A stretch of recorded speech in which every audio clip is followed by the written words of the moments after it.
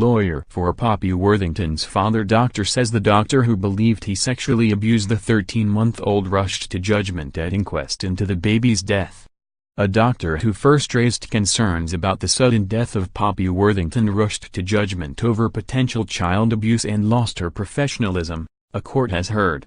Home Office pathologist Alison Armour jumped to conclusions at the post-mortem examination on the 13-month-old, and her views became tainted after police told her of unsubstantiated allegations about her father, Paul Worthington. The girl's inquest at Kendal Coroner's Court was told.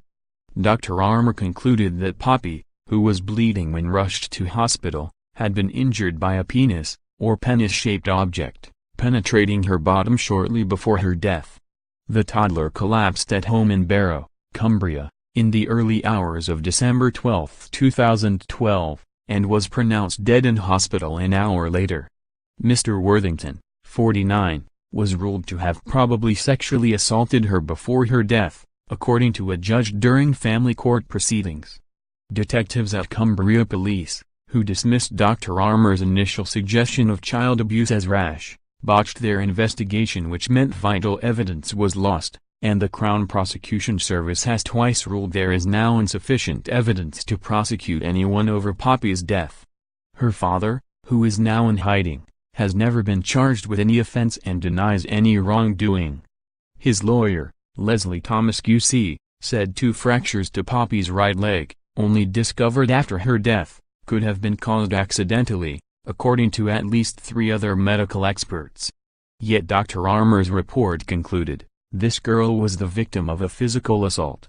Mr. Thomas said this was a conclusion which, on the evidence, she was not entitled to make. He said, you can't just jump to the conclusion that this physical injury was as a result of physical assault. The injuries Poppi had may be completely innocent. It may be her parents weren't watching. How did you come to that conclusion? Dr. Armour replied, Poppi was under 18 months of age. Fractures identified in children under 18 months are typically associated with abuse. There was no injury or circumstance that account for the injury. There was more than one fracture. That's why I say what I do and still do today.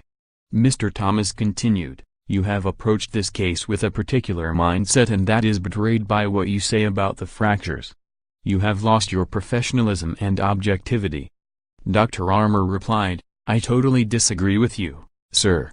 You are very wrong to call my objectivity and professionalism into question.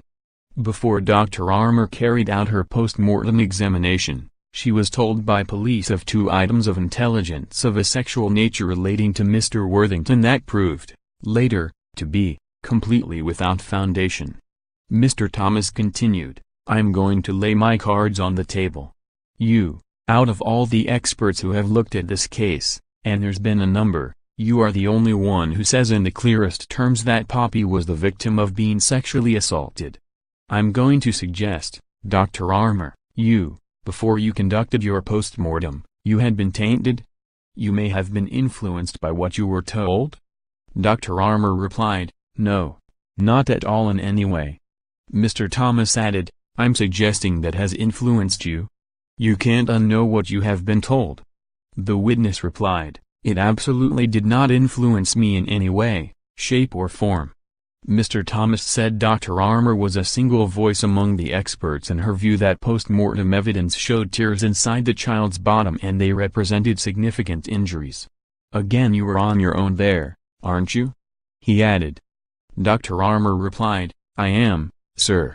I don't think they disagree with my findings, they disagree with my interpretation of the findings. A sexual assault as suggested would not cause Poppi to die, but Dr. Armour has suggested there were signs of asphyxia. However, the evidence was inconclusive and the toddler's exact cause of death remains unascertained, and the inquest will try to determine how she died. The first pictures ever published of Poppi's home emerged yesterday, showing the double bed where she was found unresponsive and bleeding after her father probably sexually abused her. The bed is shown strewn with towels, pillows and kitchen paper with a half-drunk baby bottle on the bedside table, in Barrow-in-Furness in 2012. Last week Poppi's father Paul avoided 252 questions about her death, including why her DNA was found on his genitals, but chose to answer one to describe the 13-month-old as a bully.